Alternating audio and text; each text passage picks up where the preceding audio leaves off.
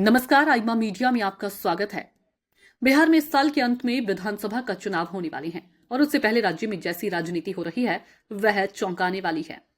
एक तरफ एनडीए की पार्टियों में शह और मात का खेल चल रहा है तो दूसरी ओर इंडिया ब्लॉक, जिसे बिहार में महागठबंधन कहते हैं, उसमें भी खींचतान चल रही है।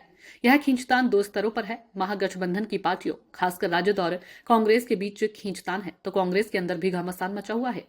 कांग्रेस पार्टी ने 16 मार्च को पश्चिमी चंपारण के भितिहरवा में स्थित गांधी आश्रम से नौकरी दो पलायन रोको यात्रा शुरू की।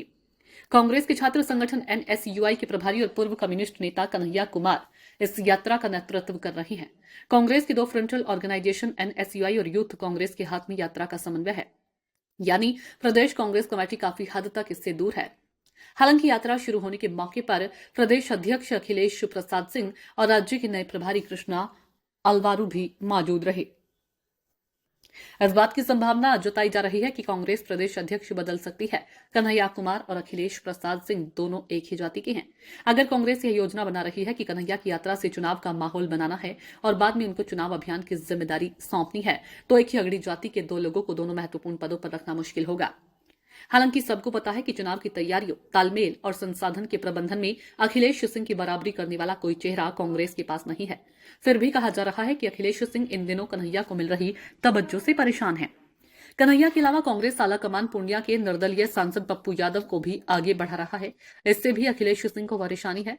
गौरतलब है कि अखिलेश सिंह 2 साल से कांग्रेस अध्यक्ष हैं, लेकिन अभी तक वे अपनी कमेटी गठित नहीं कर पाए। कांग्रेस के अंदर खींचतान के अलावा महागठबंधन में भी तनाव है, क्योंकि राजद के नेता कांग्रेस की सक्रियता को पसंद नहीं कर रहे।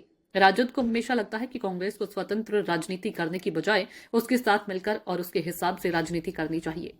दूसरी ओर कांग्रेस ने इंडिया ब्लॉक का नेतृत्व ममता बनर्जी को सौंपने के मामले में लालू प्रसाद का जो नजरिया देखा और लोकसभा चुनाव के बाद हुए राज्यों के चुनावों में सहयोगी पार्टियों का जो रवैया देखा, उसके बाद स्वतंत्र राजनीति करने का फैसला हुआ। कांग्रेस तालमेल करेगी, लेकिन राजद की शर्तों पर नहीं, बल्कि अपनी शर्तों पर। तभी कन्हैया और पप्पू यादव को आगे किया, जिनके प्रति लालू प्रसाद के परिवार का लगभग नफरत करने वाला भाव है, जबकि अखिलेश सिंह के प्रति लालू परिवार का पूरा सद्भाव है। कांग्रेस की यात्रा शुरू हुई तो उसमें राजद का कोई नेता शामिल नहीं हुआ। याद करें, राहुल गांधी ने भारत जोड़ो यात्रा की शुरुआत की थी तो तमिलनाडु के मुख्यमंत्री एमके स्टालिन हरी झंडी दिखाने पहुंचे थे। इस यात्रा में भी लालू या तेजस्वी में से कोई शामिल हो सकता था, लेकिन सब इससे दूर रहे। इससे पहले राहुल ने पटना के 2 दौरे किए तो दोनों कार्यक्रम कांग्रेस ने स्वतंत्र रूप से किया। कांग्रेस की इस राजनीति के बाद राजद को अपनी रणनीति पर नए सिरे से विचार करना पड़ रहा है। आइमा मीडिया को अगर आप यूट्यूब पर देख रहे हैं तो सब्सक्राइब करें, फेसबुक या अन्य सोशल मीडिया प्लेटफॉर्म पर देख रहे हैं तो फॉलो करें। हमें कमेंट बॉक्स में अपने सुझाव अवश्य दीजिए।